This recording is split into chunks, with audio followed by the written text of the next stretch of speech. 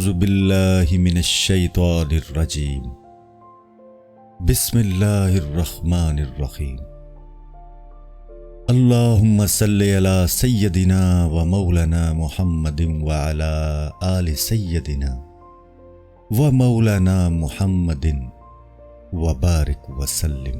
جلد سوم، حکایت نمبر 13۔ مجنو کا اس کتے کو نوازنا جو لیلا کے کوچے میں رہتا تھا۔ اس حکایت کا مطلب ہے کہ محبوب کے در کے کتے کو بھی لوگ محبوب رکھتے ہیں۔ مجنو لیلا کے کوچے کا اسی طرف طواف کرتا تھا جس طرح حاجی خانہ کعبہ کا طواف کرتا ہے۔ وہ اس کو چومتا تھا۔ ایک بیہودہ نے اسے کہا، اے پاگل، تو اس غلیظ کتے کو کیوں چومتا ہے؟ وہ کتے کے بہت سے عیب گنوا رہا تھا، لیکن عیب جاننے والا غیب جاننے والے کا راز نہ پا سکا۔ مجنو کہنے لگا، تو کتے کے ظاہر کو نہ دیکھ، میرے اندر آ اور میری آنکھ سے اسے دیکھ۔ اس کتے کا ایک بال بھی شیروں کی قیمت سے زیادہ ہے۔ اے انسان، اگر مجازی محبوب کے کتے کے ساتھ یہ تعلق ہو سکتا ہے تو دیکھ لے محبوب حقیقی سے متعلق چیزوں سے کس قدر محبت ہونی چاہیے۔ اگر انسان صورت پرستی سے بلند ہو جائے تو پھر حقیقت کی جنت کی سیر کر سکتا ہے۔ اگر انسان اپنا بت توڑ دے تو پھر ہی بت شکنی کر سکتا ہے۔ خود کو ختم کر کے ہی حیدری قوت حاصل ہو سکتی ہے۔ شہری خواجہ اور اس کی اولاد صورت پرستی میں مبتلا ہو گئے تھے، اسی لیے دیہاتی کی چکنی چپڑی باتوں سے دیہات کو جانے پر راضی ہو گئے کہ وہاں جا کر خوب عیش کریں گے۔ انہوں نے دیہاتی کی باتوں کو اپنے لیے کرم سمجھا اور اندھا دھند گاؤں کی طرف چل دیے۔ وہ گاؤں در گاؤں پھر رہے تھے کیونکہ زیادہ خوشی کے زیر اثر انہوں نے صحیح راستہ بھی معلوم کرنے کی توجہ نہ دی۔ جو شخص کسی استاد اور شیخ کی رہبری کے بغیر چلے گا اس کا یہی حال ہوگا جو اس خواجہ اور اس کے بیوی بچوں کا ہوا۔ یاد رکھو، اسباب ظاہری کے بغیر مقصد کو پہنچنا بالکل ایسے ہی نادر ہے جیسا ماں باپ کے بغیر بچے کا پیدا ہونا۔ صرف معروف طریقے سے ہی محنت کرنے سے مقصد حاصل ہو سکتا ہے۔ یہ صرف حضور صلی اللہ علیہ وآلہ وسلم کی خصوصیت تھی کہ استاد کے بغیر براہ راست ذات خداوندی سے ان کو علوم حاصل ہوئے۔ عوام کو قلم ہی کے ذریعے تعلیم دی جاتی ہے۔ علامہ بالقلم۔ غرض خواجہ اور اس کے خاندان نے راستے میں بہت رنج اور تکلیف دیکھی۔ جلد سوم، حکایت نمبر 14۔ خواجہ اور اس کے خاندان کا گاؤں میں پہنچنا اور دیہاتی کا ان کے ساتھ سلوک۔ اب تکلیفیں دیکھ کر خواجہ اور اس کے خاندان کو گاؤں سے نفرت سی ہونے لگی۔ ایک ماہ کے تکلیف دہ سفر کے بعد وہ لوگ دیہاتی کے گاؤں پہنچ گئے۔ دیہاتی بدنیتی سے ادھر ادھر ہو جاتا تاکہ کہیں وہ اس کے باغ کی طرف نہ آ جائیں۔ ایسے مجسم مکر اور شرارت کا چہرہ مسلمانوں سے چھپا رہنا ہی بہتر ہوتا ہے۔ ایسے ہی خبیث چہرے کے بارے میں اللہ نے فرمایا ہے جیسے ابو جہل کے چہرے کے بارے میں فرمایا کہ ہم ضرور اس کی پیشانی پکڑ کر گھسیٹیں گے۔ دیہاتی کے گھر والوں نے دروازہ بند کر لیا اور ان کی رات جاڑے میں گزرتی اور دن سورج کی گرمی میں بسر ہوتا۔ ان کے پاس اپنا روپیہ پیسہ ختم ہو گیا اور اب وہ مجبوراً اس کے دروازے پر پڑے رہتے۔ خواجہ دیہاتی کو سلام کرتا تو وہ اس سے پوچھتا کہ آپ کون لوگ ہیں؟ دیہاتی اس کے سامنے اپنی بزرگی کی باتیں بگاڑنے لگ جاتا۔ شہری کہنے لگا، یہ دن تو قیامت جیسا ہے کیونکہ اس دن بائی بائی کو بھی نہیں پہچانے گا۔ اس نے کہا کہ میں وہی ہوں جس کے دسترخوان سے تم خوب کھاتے رہے ہو۔ کیا تو مہینوں میرا مہمان نہیں رہا؟ کہتے ہیں جب خلق نعمت کھاتا ہے تو منہ شرماتا ہے۔ دیہاتی نے کہا کہ یہ کیا بکواس ہے، میں تو تمہیں جانتا ہی نہیں ہوں۔ 5ویں روز رات کو بارش ہو گئی۔ خواجہ نے دروازہ کھٹکھٹایا۔ بڑی مشکل سے دیہاتی باہر آیا تو خواجہ نے کہا کہ میں نے سب حق چھوڑے، جاڑے اور تکلیف سے میری جان نکلی جا رہی ہے، ہمیں کم از کم کوئی ایسی جگہ دکھا دے کہ ہم بارش سے بچ کر لیٹ جائیں۔ دیہاتی نے ان کو باغبان کی اس کوٹھری میں ڈال دیا جس میں رہ کر وہ رات کے وقت تیر کمان لے کر بیٹھ جاتا تاکہ رات کو آنے والے بھیڑیوں کو مارے۔ دیہاتی کہنے لگا، تو وہی خدمت کر اور اس کوٹھری میں رہ جا اور میرے انگوروں کی بھیڑیے سے حفاظت کر۔ شہری اور اس کے گھر والے ٹڈیوں کی طرح ایک دوسرے پر چڑھے ہوئے تھے اور کہہ رہے تھے، اے خدا، یہی ہماری سزا ہے۔ جو کمینوں کو اپنا دوست بنائے اس کے ساتھ ایسا ہی ہوتا ہے۔ جو بزرگوں کی صحبت چھوڑ کر دنیا کے لالچیوں کی طرف دوڑتا ہے وہ نہ گھر کا رہتا ہے نہ گھاٹ کا۔ یہی حال اس شہری خواجہ کا تھا۔ بزرگوں کی صحبت میں تکلیفیں اٹھانا دنیا داروں کی لطف اندوزیوں سے بہتر ہوتا ہے۔ اس کوٹھڑی میں بے شمار مچھر اور پسو تھے، لیکن خواجہ भेड़िए के खौफ में इस कदर मुब्तला था कि उसे उनको उड़ाने की फुर्सत भी न थी। अचानक उसने देखा कि एक भेड़िया आता है। ख्वाजा ने तीर छोड़ा तो वो जानवर को लगा और वो गिर पड़ा। देहाती ने शोर मचाया, ऐ नामुराद, तूने मेरे गधे के बच्चे को मार दिया, क्योंकि उसके गिरने से जो गोश्त निकला है मैं उसे पहचानता हूँ। तूने भेड़िए को नहीं, मेरे गधे के बच्चे को मार दिया है। ख्वाजा उछल पड़ा। उसने देहाती का गिरबान पकड़ लिया और कहा, ऐ दीवाने, तू अपने गधे की बू को पहचानता है तो मुझे क्यों नहीं पहचानता? तू कहता है कि मैं सिर्फ अल्लाह के मामले में होश में हूँ और अपने मामले में बेखबर हूँ। तेरे दावों का अल्लाह ने इम्तिहान लिया है। तू मुकाम फना में पहुंचने का दावा कर रहा था।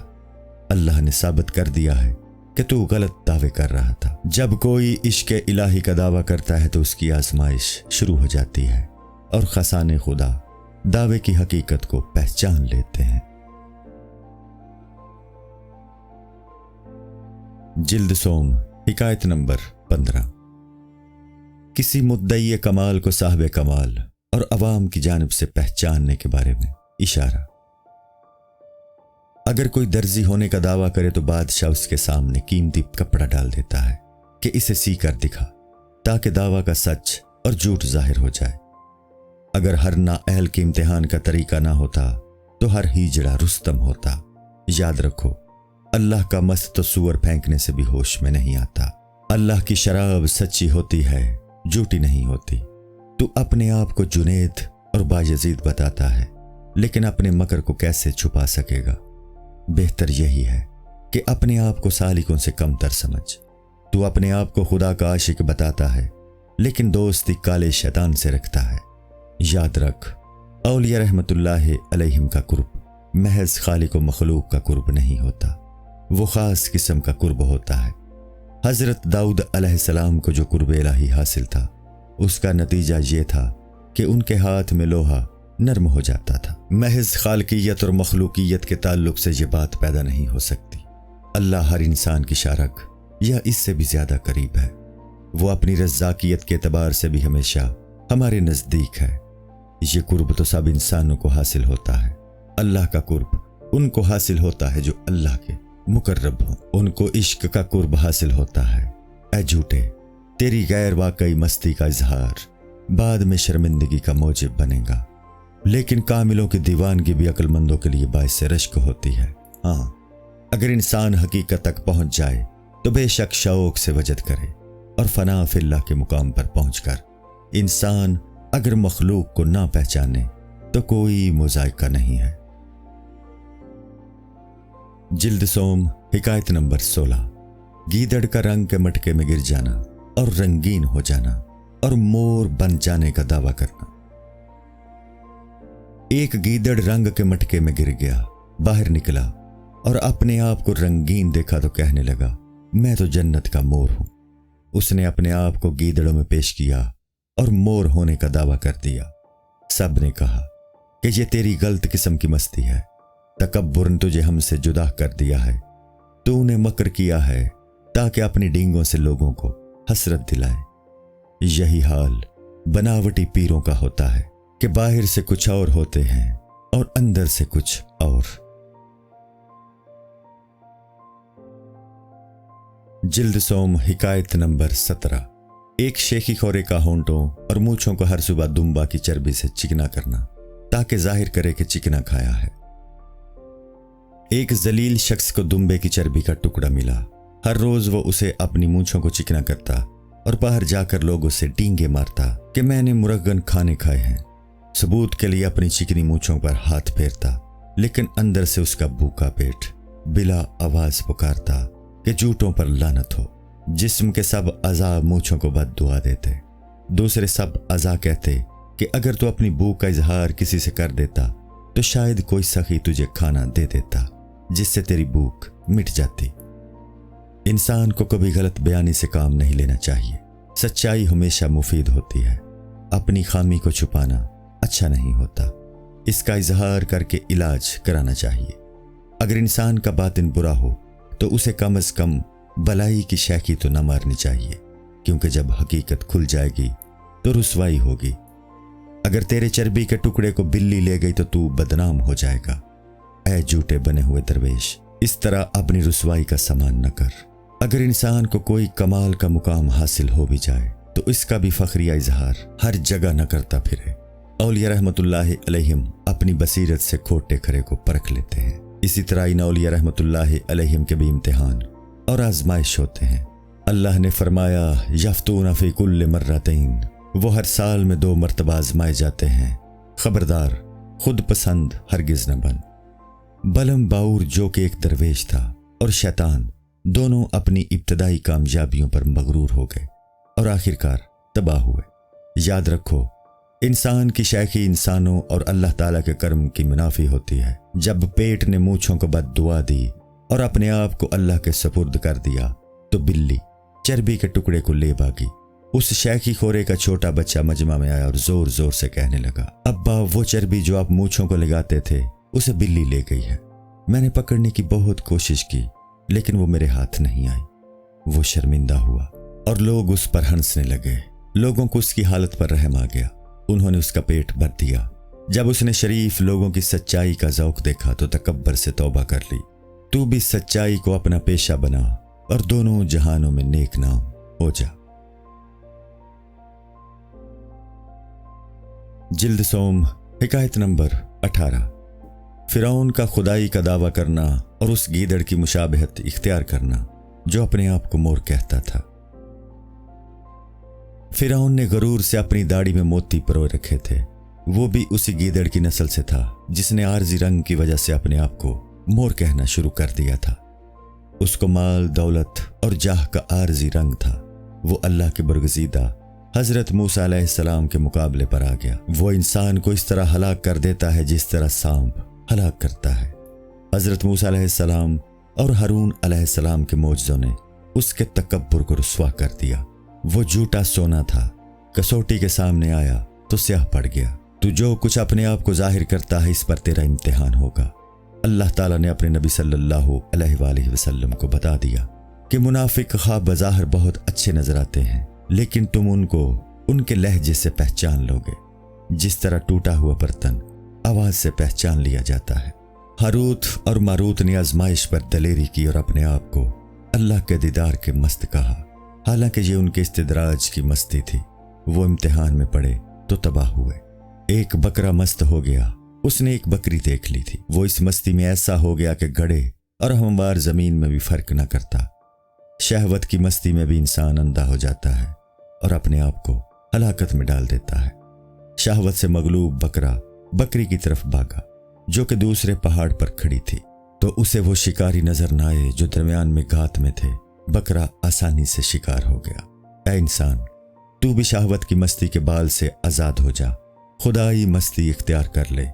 قرب الہی کی مستی جس شخص کو حاصل ہو جاتی ہے، دنیا کی مستیاں اس کی نظر میں ہیچ ہو جاتی ہیں۔ جب تک انسان نے شیریں پانی نہ پیا اسے کھاری پانی ہی شیریں لگتا ہے۔ فرشتوں اور روحوں کو قرب الہی کی ایسی مستی حاصل ہوتی ہے کہ ان کے دل اس سے وابستہ ہو جاتے ہیں اور وہ دنیا کی مستیوں کے اسباب ہی کو ختم کر دیتے ہیں۔ کفار کی روحیں قرب الہی کی مستی سے محروم ہیں۔ بعض اوقات قرب الہی سے جو مستی حاصل ہوتی ہے شیطان کے اثر سے استدراج میں تبدیل ہو جاتی ہے۔ وہ ہمیشہ انسان کو غرور پر اکساتا ہے۔ مستی وہی درست ہوتی ہے جو انسان میں عاجزی پیدا کرنے کا باعث بنے۔ ہاروت و ماروت نے مستی میں اپنے آپ کو بڑا سمجھا۔ انہوں نے کہا، ہم اگر زمین پر ہوتے تو وہاں عدل و انصاف اور عبادات و وفا کا بیج بوتے۔ انسانوں نے دنیا میں ظلم و ستم کا بازار گرم کر رکھا ہے۔ خبردار، اپنے آپ کو آزمائش میں نہ ڈال۔ آزمائش کی راہ میں بہت سی قومیں تباہ کر دی گئی ہیں۔ اپنے پاک بندوں کی تعریف میں اللہ نے فرمایا، اور اللہ کے نیک بندے وہ ہیں جو زمین پر خاک ساری سے چلتے ہیں۔ نیک لوگ احسان کی وادی میں سمجھ سوچ کر عاجزی سے قدم اٹھاتے ہیں۔ جو لوگ خود کو مٹا دیتے ہیں ان کے کان کھلے ہوئے ہوتے ہیں اور عنایت خداوندی ان کی آنکھیں کھول دیتی ہے۔ اللہ کی محبت ہی غضب الہی کو ختم کر سکتی ہے، لیکن جب تک توفیق الہی نہ ہو تو کوشش بھی بیکار ہوتی ہے۔ جلد سوم، حکایت نمبر 19۔ فرعون کا حضرت موسیٰ علیہ السلام کی پیدائش کو روکنے میں ناکام ہونا۔ फिरौन के हुक्म पर हजारों नजूमी जमा हुए। हजरत मूसा अलैहिस्सलाम की तशरीफ आवरी अल्लाह की तरफ से उन्हें ख्वाब में दिखाई गई। सब मुनज्जिमों और मुअब्बरों ने कहा, हम इस बच्चे का रास्ता ही बंद कर देंगे और ऐसी तदबीरें करेंगे कि कोई इस्राएली औरत उस रात को हामिला न बन सके। फिर उन्होंने ऐलान कराया कि ए इस्राएलियों, आज बादशाह की तरफ से तुम्हारी दावत है ताकि वो तुम्हें आज बिला नकाब अपना दीदार कराए। उस जमाने में इस्राएलियों के लिए नामुमकिन था कि वो कभी फिरौन का दीदार कर सके। जो इस्राएली फिरौन को देखने की जुर्रत करता उसे सख्त सजा दी जाती। इस्राएली ऐलान से बहुत खुश हुए कि फिरौन का दीदार भी होगा और वो बख्शिश भी करेगा। तमाम इस्राएली इस लालच की वजह से घरों से बाहर मैदान में जमा हो गए। इसी तरह एक हीलागर मुगल हाकिम ने मिस्र वालों में से हर एक को एक जगह जमा कर लिया। एक एक को बादशाह के सामने लाते। बादशाह देखता तो कहता, नहीं, ये नहीं है। उसे एक कोने में बिठा देते। सब लोग जमा हो गए तो उसने सबकी गर्दन उड़ा दी। मिस्रियों का कत्लेआम इसलिए हुआ कि वो अजान की आवाज पर तवज्जो नहीं देते थे और नमाज नहीं पढ़ते थे। याद रखो, इजाब इलाही से निजात का बायस जिस तरह मुअज्जिन की पुकार को कबूल करना है, इसी तरह फकीरों और मोहताजों की सदा पर तवज्जो देना भी है। उन्हीं दुनियादार फकीरों में कोई साहिब दिल भी होगा, लिहाजा सबकी खिदमत करो। इस्राएलियों के जमा होने के बाद फिरौन ने उनको अपना दीदार कराया और इनामात दिए और उस रात उनको मैदान में रखकर औरतों से अलहदा रखा। बादशाह खुशी खुशी अपने महल को लौटा। फिरौन का खजानची इमरान, जो कि इस्राएली था, उसके साथ ही शहर में लौटा। फिरौन ने कहा, ए इमरान, तू भी यहीं सो जा। वो फिरौन का मंजूर नजर था। वो इसके काम से बहुत खुश था। उसके ख्याल में भी ये कहाँ था कि उसकी तबाही इमरान ही के हाथों लिखी जा चुकी है। फिरौन चला गया और इमरान वहीं सो गया। रात को उसकी बीवी शहवत से बरी हुई उसके साथ लेट गई। इमरान ने पूछा, तू यहाँ इस वक्त क्यों आई है? उसने जवाब दिया, मोहब्बत और अल्लाह के हुक्म की वजह से। इमरान अपने ऊपर काबू न पा सके और अमानत उसके सुपुर्द कर दी। उन्होंने बीवी को वापस भेज दिया और ताकीद कर दी कि इस बात का किसी से जिक्र न करे, कहीं ऐसा ना हो कि हम पर सख्तियों के पहाड़ टूट पड़े। इसी वक्त मैदान में से लोगों के नारों की आवाज आई। फिरौन फौरन नंगे पांव महल से बाहर आया और पूछा कि शोरगुल कैसा है? इमरान ने जवाब दिया, लोग आपके दीदार की वजह से खुशियां मना रहे हैं।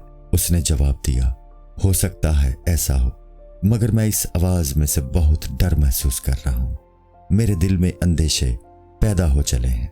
जब हजरत मूसा अलैहिस्सलाम अपनी माँ के रहम में आए तो आसमान पर एक सितारा नमूदार हो गया, जैसा कि जब कोई नबी अपनी माँ के शिकम में आए तो होता है। इमरान ने फिरौन से कहा, मैं जाकर इस शोर की वजह मालूम करता हूँ। उन्होंने नजूमियों से पूछा कि यह शोर कैसा है? बादशाह इसकी वजह से सो नहीं सका। नजूमियों ने खाक अपने सरों पर डाली और आहो फरियाद करने लगे। उन्होंने कहा कि हमें कुदरत ने आजिज कर दिया है। वो बच्चा जिसे हम पैदा होने से रोकना चाहते थे वो वजूद में आ गया है। उसकी पैदाइश का सितारा नमूदार हो गया है और हम आंसुओं के सितारे गिरा रहे हैं। इमरान ये खबर सुनकर दिल में बहुत खुश हुए, मगर बज़ाहिर गमो फिक्र का इजहार करने लगे। उन्होंने अपने आप पर बनावटी गुस्सा तारी किया और मुनज्जमों को बुरा भला कहने लगे और मैदान से वापस लौट आए और फिरौन के पास आकर तमाम सूरत हाल बयान कर दी।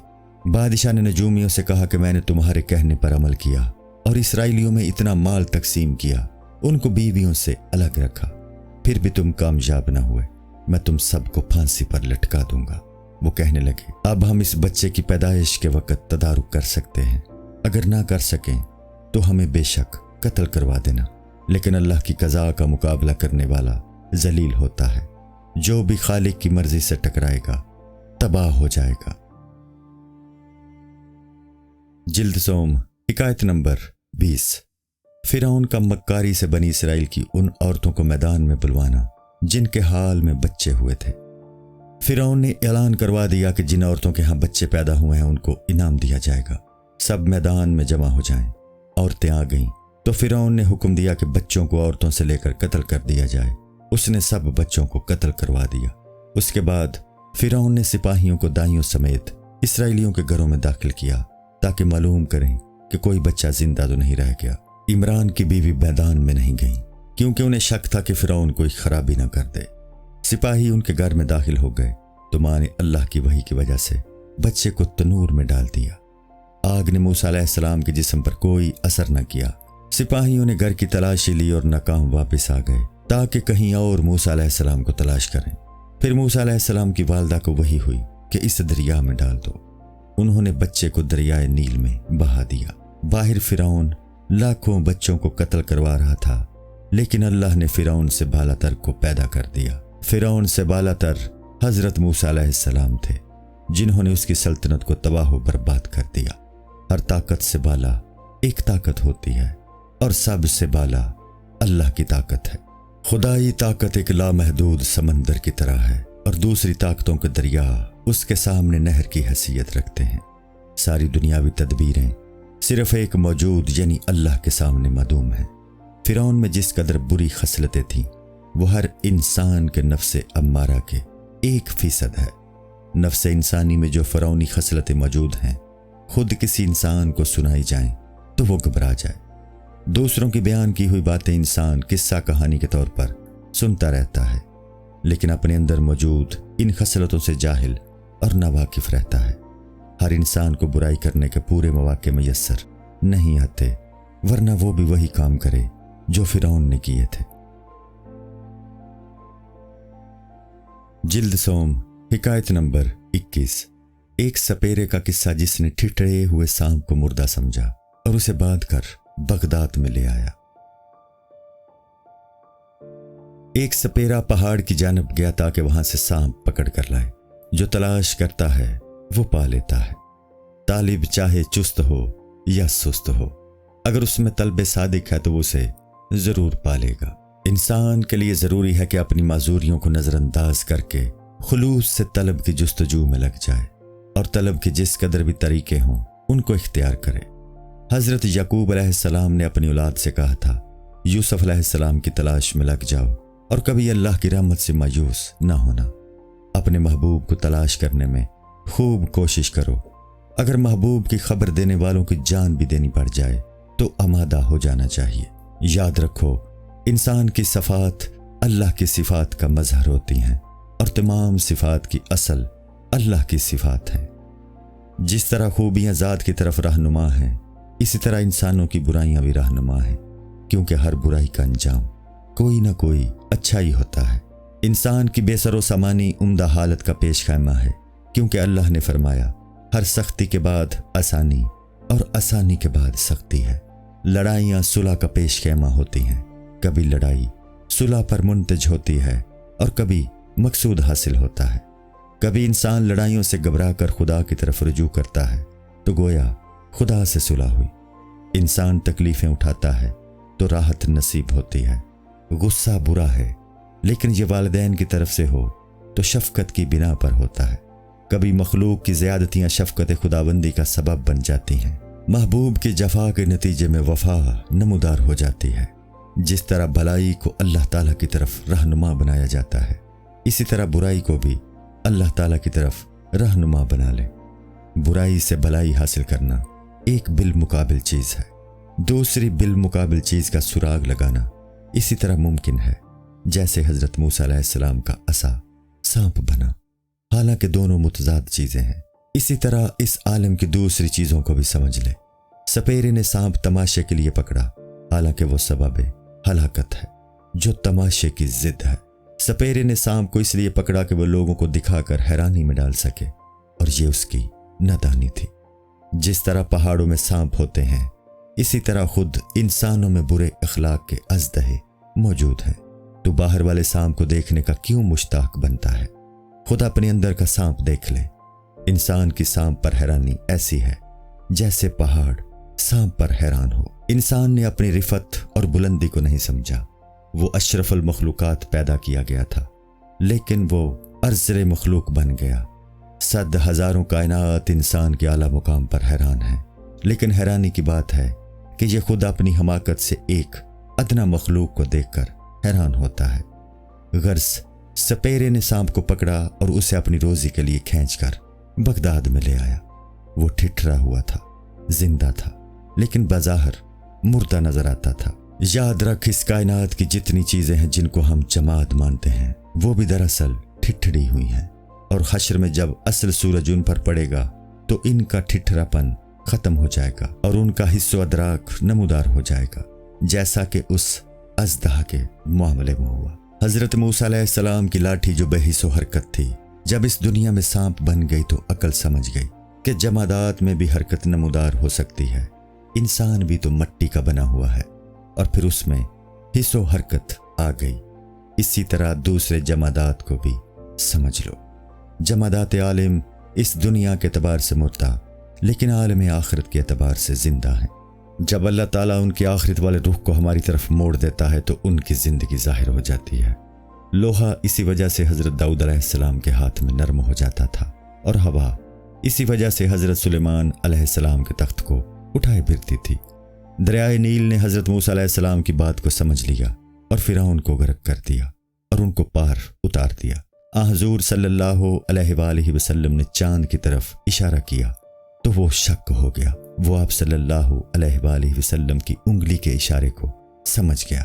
زمین نے قارون کو ایک اژدہا کی طرح نکل گیا۔ مسجد نبوی صلی اللہ علیہ وآلہ وسلم کا وہ ستون جس کے سہارے کھڑے ہو کر حضور صلی اللہ علیہ وآلہ وسلم خطبہ دیا کرتے تھے، جب ممبر تیار ہو جانے پر آپ صلی اللہ علیہ وآلہ وسلم نے اس کا سہارا نہ لیا تو وہ رو پڑا۔ حضرت علی رضی اللہ تعالیٰ عنہ نے فرمایا کہ ایک موقع پر ہر پتھر اور درخت نے حضور صلی اللہ علیہ وآلہ وسلم کو سلام کیا۔ کائنات کا ہر ذرہ دلالت حال سے اپنے سننے اور دیکھنے کی کیفیت کو بتاتا ہے۔ جب کوئی انسان اپنی قوت احساس روحانی کھو بیٹھے تو وہ جمادات کی روح کا محرم نہیں بن سکتا۔ اگر انسان اپنی جمادیت ختم کر کے روحانیت حاصل کرے تو کائنات کی تسبیح کا شور سن سکتا ہے۔ قرآن میں ہے کہ ہر چیز اللہ کی تسبیح پڑھتی ہے لیکن تم اس کی تسبیح کو نہیں سمجھتے۔ یہ روحانی باتیں بہت طویل ہیں، اس لیے اب پھر اژدہا کے قصے کی طرف آتے ہیں۔ اژدہا والے نے دجلہ کے کنارے مجمع لگایا اور سارے بغداد میں شور مچ گیا کہ سپیرا ایک عجیب نادر چیز پکڑ کر لایا ہے۔ لاکھوں بے وقوف اسے دیکھنے کے لیے جمع ہو گئے۔ ہجوم کی وجہ سے مرد کو عورت کا پتہ نہیں لگتا تھا۔ اژدہا پردوں وغیرہ میں لپٹا ہوا تھا۔ دھوپ لگی اور اس نے حرکت شروع کی تو مجمع نے جوش میں شور مچایا۔ آہستہ آہستہ وہ حرکت کرنے لگا۔ اس اژدہے کی مثال ایسی تھی جیسے کوئی بھیڑ سوئے ہوئے بھیڑیے کو جگا دے یا کوئی خود ملک الموت کے پاس چلا جائے۔ انسان کو بھی اپنے نفس کو اسی قسم کا اژدہا سمجھنا چاہیے۔ اگر اسباب مہیا ہو جائیں تو تمہارا نفس سب سے پہلے تمہیں ہی ہلاک کرے گا۔ تمہارا نفس قابل رحم نہیں ہے، اس کو مردانہ وار مشقتوں میں مبتلا رکھو تاکہ اللہ کا وصل حاصل ہو سکے۔ سپیرے نے اژدہے کو گرمی اور آرام پہنچایا تو وہ سرکش ہو گیا۔ سرکش ہو کر اژدہے نے جو فتنے بپا کیے وہ بیان سے باہر ہیں۔ انسان کو غلط فہمی ہے کہ وہ نفس کو آرام پہنچا کر اس سے وفا کی امید رکھے۔ اژدہے کو مارنے کے لیے تو کسی موسیٰ علیہ السلام کی ضرورت ہوتی ہے۔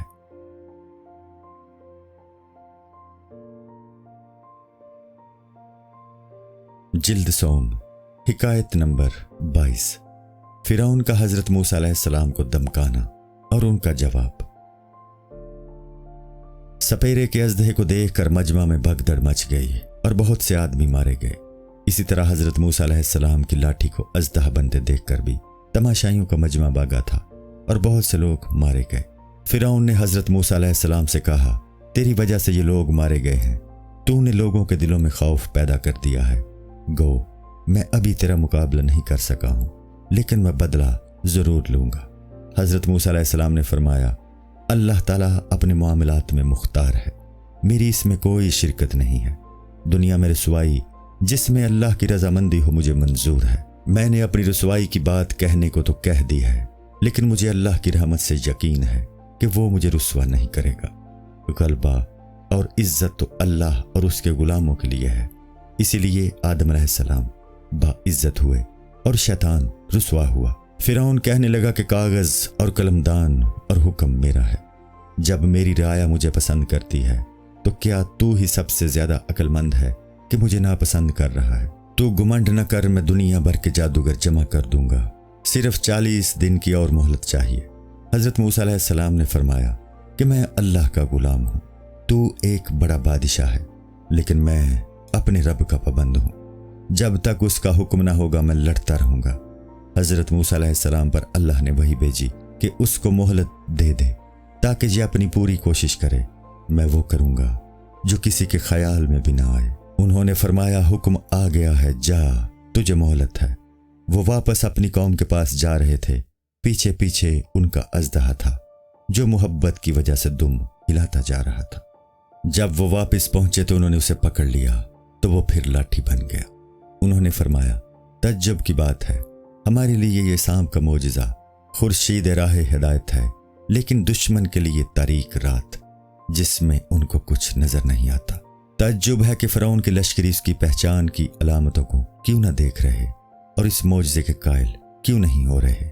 ان کے حواس موجود ہیں لیکن پھر بھی اللہ نے ان کی نظر بندی کر رکھی ہے۔ میں نے ان لوگوں کے سامنے ہدایت کے گلدستے پیش کیے ہیں، لیکن وہی پھول ان لوگوں کے لیے کانٹے بن جاتے ہیں۔ ہدایت کے جام صرف ان لوگوں کا حصہ ہوتے ہیں جو اپنی خودی کو فنا کر چکے ہوں، یعنی جو دنیا کے معاملے میں خفتہ اور آخرت کے معاملے میں بیدار ہوں۔ عالم بالا کی چیزیں جو ہمیں خواب میں نظر آتی ہیں ان لوگوں کو عالم بیداری میں نظر آنے لگتی ہیں۔ جو لوگ دنیاوی افکار میں مبتلا ہوں وہ ان خوابوں سے بھی محروم ہوتے ہیں۔ جب تک ان کا یہ فکر بند نہ ہو جائے وہ خلق نہیں کھلتا۔ اس فکر کا صفایا کرنے کے لیے حیرت درکار ہے۔ حیرت بعض اوقات ذکر اور فکر دونوں کو نگل لیتی ہے۔ مقام حیرت میں پہنچ کر سالک نہ تو ذکر الہی پر قادر رہتا ہے اور نہ دنیاوی افکار اس پر قبضہ کر سکتے ہیں۔ جو لوگ دنیاوی معاملات میں بہت ہنرمند ہیں وہ بظاہر دوسروں سے آگے نظر آتے ہیں، لیکن در حقیقت وہ پیچھے ہیں۔ اللہ نے قرآن میں فرمایا ہے اِنَّ لِلَّهِ وَإِنَّا إِلَيْهِ راجعون، یعنی ہم اللہ ہی کے لیے ہیں اور اسی کی طرف واپس ہونے والے ہیں۔ اس کا مطلب یہ ہے کہ بکریوں کا ریوڑ جو جنگل میں چرنے گیا ہے وہ گھر واپس لوٹے۔ جو بکری جانے میں سب سے پیچھے ہوگی واپسی میں وہی آگے ہو جائے گی۔ پیچھے رہنے کی وجہ سے ان لوگوں کا رنج تھا، لیکن واپسی میں جب وہ آگے ہو جائیں گے تو خوش ہوں گے۔ اسی لیے اولیاء رحمۃ اللہ تعالی علیہم دنیاوی معاملات میں اپنے آپ کو جان بوجھ کر پیچھے رکھتے ہیں۔ وہ دنیا کی چیزوں کی محبت اپنے دل میں زیادہ نہیں رکھتے۔ وہ لوگ عبادت گزاری میں بے سر و سامانی کی حالت میں بھی قائم رہتے ہیں، اور وہ جانتے ہیں کہ مشقتیں برداشت کرنے سے ہی اخروی حاجتیں میسر آئیں گی۔ آزمودم عقل دور اندیش را، پادزیں دیوانہ سازم خویش را۔ میں نے اپنی کامیابی کے لیے اپنی دور اندیش عقل کو بھی آزمایا، لیکن مجھے آخری کار دیوانگی ہی میں پناہ ملی۔ عالم آخرت کی رہنمائی کے لیے اسی عالم کی عقل چاہیے، نہ کہ اس عالم کی۔ اس علم کی ضرورت ہے جو براہ راست ذات باری سے حاصل ہوا ہو۔ ایسا علم نہ ہو کہ جو صرف عقل کے دلائل سے حاصل کیا گیا ہو اور کتاب و سنت سے اس کا تعلق نہ ہو۔ یاد رکھو دنیاوی مشاغل میں پسماندگی بہتر ہے تاکہ واپسی میں سبقت حاصل ہو جائے۔ حدیث شریف میں ہے ہم دنیا میں سب امتوں سے بعد میں ہیں، لیکن قیامت میں سب سے آگے ہوں گے۔ پھل درخت پر سب سے بعد میں لگتے ہیں، لیکن سب سے زیادہ اہمیت انہی کو حاصل ہوتی ہے۔ فرشتوں نے امتحان کے وقت کہا تھا لا علم لنا الا ما علمتنا، ہمیں صرف وہی علم حاصل ہے جو تو نے ہمیں سکھایا ہے۔ لہٰذا اگر انسان بھی دنیا کے مکر و فریب کے علم سے فارغ ہوگا تو اس کو علمتنا یعنی خداوندی علم حاصل ہو جائے گا۔ حضور صلی اللہ علیہ وآلہ وسلم نے کسی دنیاوی مکتب سے تعلیم حاصل نہیں کی تھی، محض اللہ کے دیے ہوئے علم نے ہی ان کو اس مرتبہ پر پہنچایا۔ جس طرح خزانے ویرانوں میں ہوتے ہیں، اسی طرح حضرت حق اپنی امانت بھی ایسے شخص کے دل میں ودیت کرتے ہیں جس کی زیادہ شہرت نہ ہو۔ جس طرح خزانہ غیر معروف ویرانہ میں ہوتا ہے، اسی طرح حقیقی خوشی بھی غم میں مخفی ہوتی ہے۔ یہاں طبیعت میں یہ اشکال پیدا ہو گیا کہ انبیاء علیہ السلام اور اولیاء رحمۃ اللہ علیہم بھی تو مشہور شخصیتیں ہیں، تو پھر یہ کہنا کہ خزانہ غیر معروف ویرانہ میں ہوتا ہے کیسے صحیح ہوگا؟ اس کا جواب عقل یہ دے گی کہ اگر شہرت مقصود بن جائے تو بہت مضر ہے، اور اگر فقر اور لالچ کے باوجود شہرت من جانب اللہ ہو تو وہ مقبولیت کے خلاف نہیں ہے۔ عقل راست کے ذریعے اشکالات کا جواب سوچنے کے لیے بہتر یہ ہے کہ عشق کی آگ دل میں روشن کی جائے۔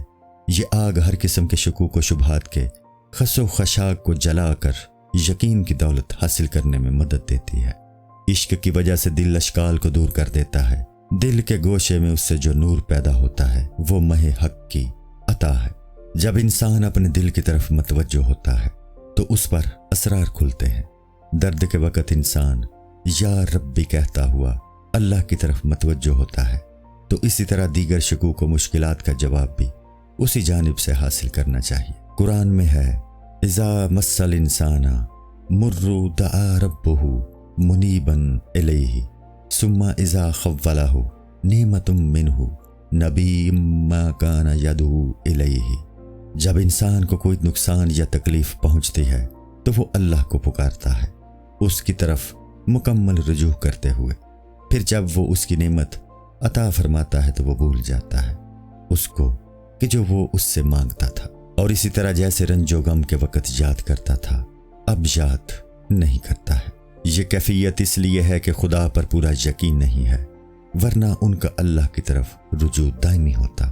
جس شخص کے دل اور عقل پر کوئی پردہ ہوتا ہے کبھی ذات باری اس کے لیے پوشیدہ ہوتی ہے اور وہ اس کے راستے سے بھی بے خبر ہو جاتا ہے، اور کبھی اس کی یاد میں گریبان چاک کرتا ہے۔ دنیاوی عقل والوں کا ایسا ہی حال ہوتا ہے، لیکن راہ سلوک کے مسافروں کی زندگی میں ایک ایسا مقام بھی آتا ہے کہ انوار و تجلیات کی فراوانی سے پیدا ہونے والی حیرت سے وہ مبہوت ہو کر رہ جاتا ہے، اور اس کو نہ ذکر کا خیال آتا ہے نہ فکر کا۔ عبادات میں مجاہدات اصل ہیں، ان کی وجہ سے انسان کا قلب معارف و اسرار کا گنجینہ بن جاتا ہے۔ علماء ظاہر نے اپنے آپ کو صرف باتوں ہی میں اس قدر آلودہ کر لیا ہے کہ وہ خود ان باتوں ہی کی طرح افسانہ بن گئے ہیں۔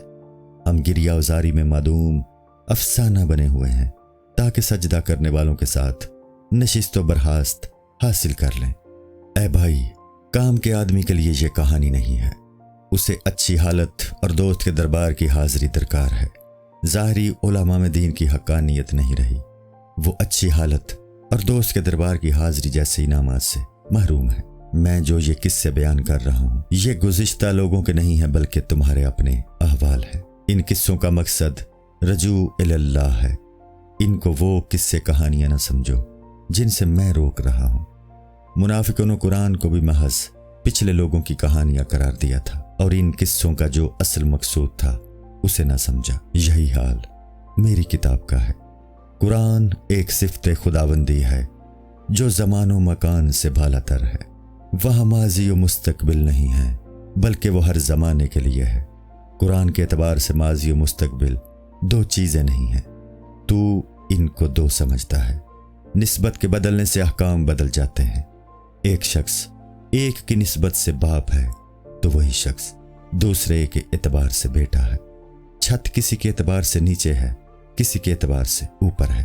خدا کی ذات و صفات کو مثالوں سے سمجھنا ممکن نہیں ہے، کیونکہ وہ لیسا کمثل شیء ہے۔ چونکہ اس دریا کا کنارہ نہیں ہے، اس لیے اے مشک اپنے لب بند کر لے، آؤ فرعون کے قصے کی خبر لیں۔ جلد سوم حکایت نمبر 23۔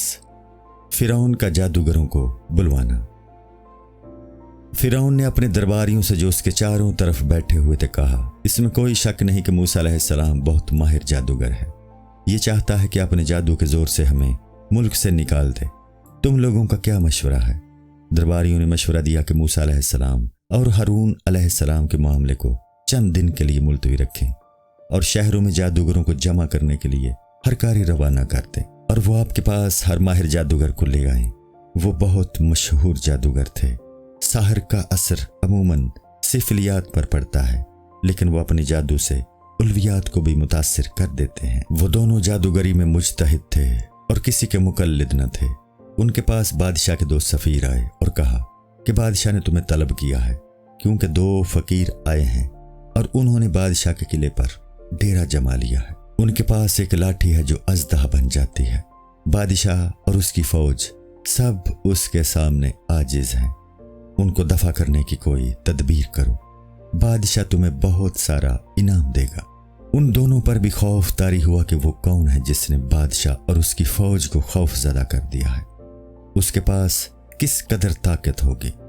उनके दिल में हज़रत मूसा अलैहिस्सलाम के मुताल्लिक मोहब्बत का जज्बा भी पैदा हुआ कि शायद वो अल्लाह के बरगज़ीदा हों। उन्होंने अपनी माँ से पूछकर अपने बाप की कब्र दरियाफ्त की। वो उनको उसकी कब्र पर ले गई। पहले उन्होंने 3 रोज़े रखे ताकि अपने बाप की रूह से हज़रत मूसा अलैहिस्सलाम की हकीकत मालूम कर लें कि हज़रत मूसा अलैहिस्सलाम की लाठी का अज़दहा बनना मिन जानिबिल्लाह कोई मोजज़ा है या जादू है। अगर मोजज़ा है तो हम उसकी ताज़ीम करके राह हिदायत पर आ जाएं। उन दोनों भाइयों के बाप की रूह ने उन्हें ख्वाब में बताया कि इस मामले में साफ साफ बताना मुमकिन नहीं है। ये पोशीदा बात मुझे मालूम है लेकिन बताने की इजाज़त नहीं है। हाँ, एक अलामत बता देता हूं जिससे तुम समझ जाओगे कि यह जादू है या मोजज़ा। सहर और मोजज़ा में यह फ़र्क है कि सहर का तल्लुक महज सहर करने वाले की तवज्जो और तसर्रुफ से है, लेकिन मोजज़े का ताल्लुक नबी की तवज्जो और हिम्मत से नहीं है, बल्कि वो खुदाई इरादे के मतहत ज़हूर पजीर होता है। इसलिए जादूगर की गफलत के वक़्त सहर का कोई असर नहीं रहता और नबी की नींद और गफलत से मोजज़ा पर कोई असर नहीं पड़ता। वो मोजज़ा हर हाल में कायम रहता है। अगर तुमने उसकी लाठी उसके सोते हुए होने की हालत में चुरा ली तो वो जादूगर है और इसका इलाज तुम्हारे पास मौजूद है, लेकिन अगर ना उठा सके तो उसे खुदाई मोजज़ा समझो। वो शख्स यकीनन अल्लाह का बरगज़ीदा रसूल है। अगर ये मोजज़ा है तो फ़िरौन इस पर काबू ना पा सकेगा बल्कि जलील होगा। चूँकि मोजज़े का ताल्लुक ज़ाते खुदाबंदी से है, वहाँ गफलत का कोई तसव्वुर नहीं है, लिहाजा उसकी हिफाजत मुकम्मल होती है। जबकि साहिर की हालत उस गडरिए की सी होती है कि जब वो सो जाए तो भेड़िया उसकी बकरी ले जाता है। अस्सलामु अलैकुम। पूरी किताब देखने के लिए हमारे YouTube चैनल सूफ़ी समा की प्लेलिस्ट में जाएं। यहाँ आपको मुख्तलिफ बुजुर्गों की किताबें मिलेंगी और जो किताब पूरी ना हुई उस पर काम तेजी से हो रहा है और रेगुलर बेसिस पर अपलोड होती रहती हैं। आपसे गुजारिश है कि आप हमारे YouTube चैनल को सब्सक्राइब कर लें और बेल नोटिफिकेशन पर क्लिक कर लें ताकि हमारी आने वाली किताबें आपको मिलती रहें। जज़ाकुल्लाहु खैर।